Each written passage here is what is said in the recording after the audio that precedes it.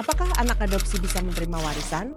Halo good people, selamat datang kembali di channel saya Irma Devita. Kita semua tentu tahu bahwa dalam banyak keluarga, keberadaan anak angkat atau anak adopsi adalah hal yang lumrah. Namun ketika membahas soal warisan, topik ini menjadi sensitif. Pernah nggak mengalami seperti itu? Siti Fatimah terpaksa menggugat anak angkat perempuannya berinisial HI yang diadopsi sejak usia 3 bulan 43 tahun lalu. Sebab rumah yang ia tempati dan beberapa bidang tanah di Jalan Parit Haji Hussein II sudah diatasnamakan pada anak angkatnya. Anak angkat yang sudah tinggal sejak kecil merawat orang tua angkatnya dengan penuh kasih, tapi setelah orang tua angkatnya meninggal, harta warisannya justru diperebutkan oleh keluarga besarnya. Anak adopsi dianggap tidak berhak atas harta warisan. Apakah benar begitu secara hukum?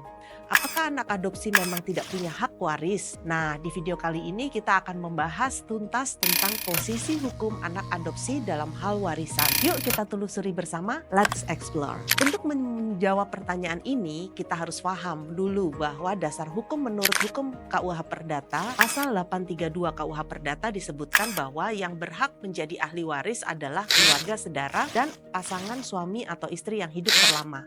Artinya apa? Anak angkat tidak termasuk dalam ahli waris berdasarkan garis darah. Tapi apakah itu berarti anak angkat tidak bisa mendapatkan apapun? Tentu tidak. Solusinya ada di pasal 874 KUH Perdata yang menyatakan bila pewaris tidak membuat ketetapan yang sah, maka harta diwariskan ke ahli waris menurut undang-undang. Namun, jika pewaris ingin memberikan hartanya kepada orang lain termasuk kepada anak angkatnya, maka dia bisa membuat surat wasiat yang sah. Nah, dalam pasal 957 KUH Perdata disebutkan mengenai hibah wasiat, yaitu pemberian warisan melalui wasiat kepada pihak tertentu termasuk kepada anak adopsi. Namun perlu diperhatikan, pemberian ini tidak boleh melanggar legitime porsi atau bagian mutlak milik ahli waris garis lurus seperti anak kandung atau orang tua yang disebut sebagai legitimaris. Kalau tidak ada ahli waris garis lurus, maka hibah kepada anak angkat bisa mencakup seluruh harta warisan.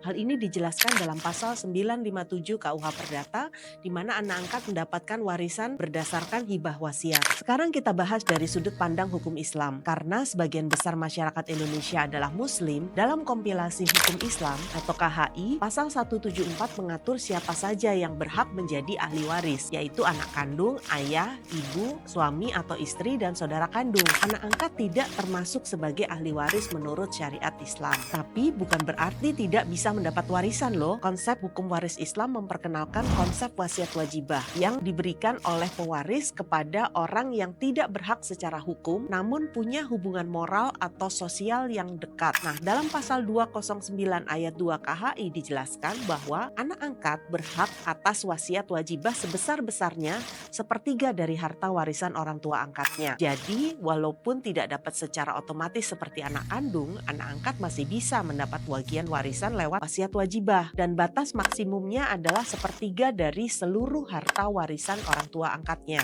Good people, baik dalam hukum perdata maupun hukum Islam, anak adopsi tetap bisa mendapat bagian dari harta warisan orang tua angkatnya. Tapi caranya harus lewat surat wasiat atau wasiat wajibah. Kalau kamu adalah anak adopsi dan belum ada wasiat dari orang tua angkatmu, bukan berarti semua jalan tertutup untuk mendapatkan warisan dari orang tua angkatmu. Kamu tetap bisa mengajukan hakmu sesuai dengan ketentuan yang berlaku, tentu saja dengan didampingi penasihat hukum yang memahami secara konteksnya. Dan yang paling penting, wasiat terbesar bukan hanya harta, melainkan kasih sayang, pendidikan, dan kesempatan yang diberikan selama hidup. Sebagai penutup, di sini ada suatu quote bagus yang perlu untuk disimak, yaitu status hukum bisa menentukan warisan, tapi cinta dan pengorbanan menentukan nilai kita yang sesungguhnya. Karena jika yang diwariskan adalah hati, tidak selalu tercatat di dalam akta. Sampai jumpa di dalam episode berikutnya. Hukum bukan untuk ditakuti, tapi untuk dipahami. Bersama saya Irma Devita, bikin hukum jadi teman sehari-hari. Jangan lupa like, subscribe, dan